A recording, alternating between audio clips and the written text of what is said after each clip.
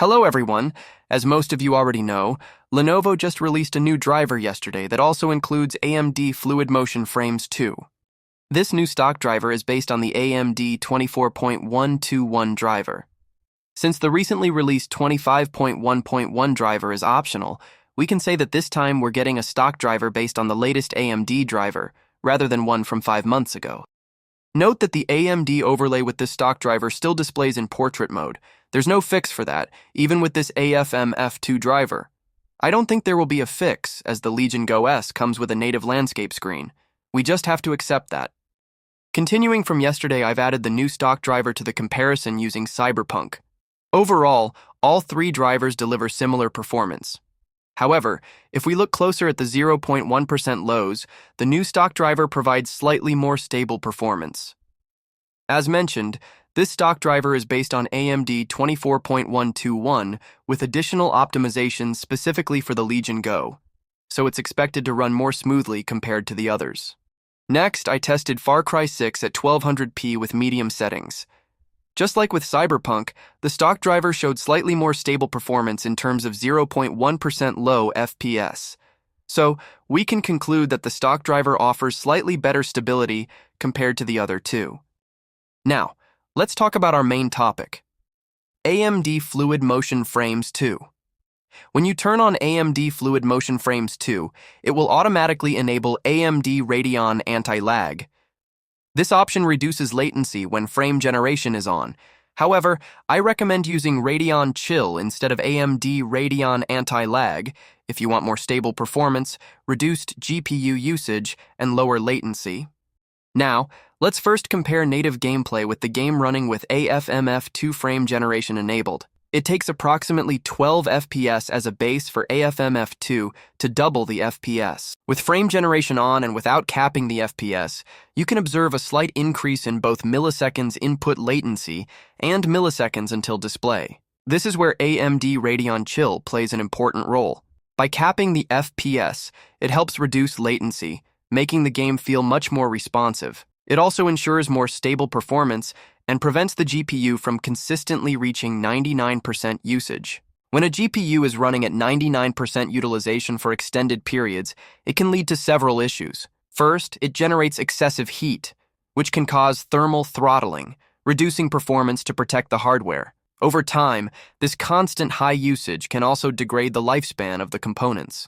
By capping FPS with Radeon Chill, you allow the GPU to work more efficiently, lowering heat output in long gaming sessions and improving overall system stability. With Radeon Chill enabled, you can notice a significant drop in both milliseconds input latency and milliseconds until display. This makes the gameplay feel much more responsive and smooth, as the reduced latency ensures quicker reactions to player inputs and faster image rendering on the screen. With Radeon Chill set to cap idle FPS at 55 and peak FPS at 60, the base FPS stays at 55 when your character is idle. But as soon as you move the character, the FPS quickly ramps up to the peak of 60. This ensures efficient GPU usage by conserving resources during idle moments and delivering maximum performance during action-packed gameplay. If you mostly play demanding titles, here's my recommended settings for you. First, in AMD Adrenalin, go to Settings, Display section, enable GPU scaling, integer scaling, and set it to full panel. Then, in the per game settings, turn on AFMF2 and set it to high in quality. Combine this with Radeon Chill to cap idle and peak FPS based on the game's actual performance. Enable integer scaling again with full panel, and turn on Radeon image sharpening at 80% for enhanced clarity. Adjust texture filtering quality to performance, enable surface format optimization, and set tessellation mode to override at 2x. With these settings, you can still enable FSR in-game for maximum performance without any issues. In conclusion, the new stock driver offers stable performance and matches the AFMF2 performance of the AMD 24.12.1 and 25.1.1 drivers.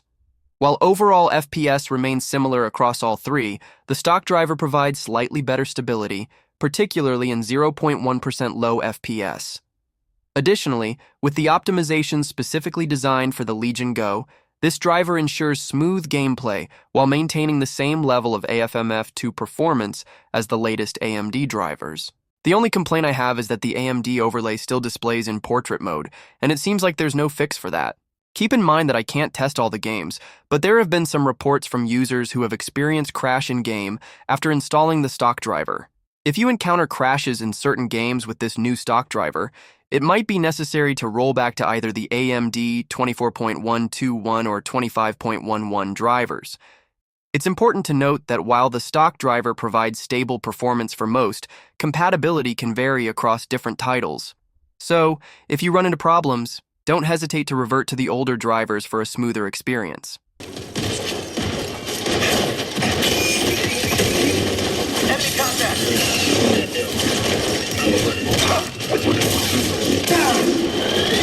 Get in there!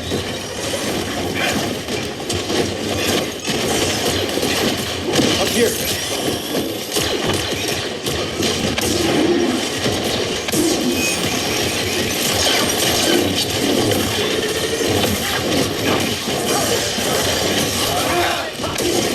I'm staying on you.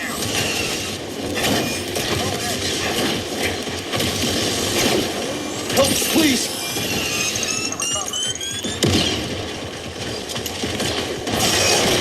Ride harder. This'll be easy.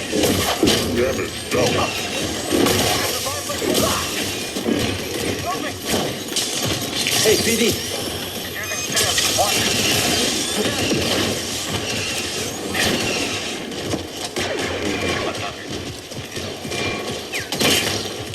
Go let up.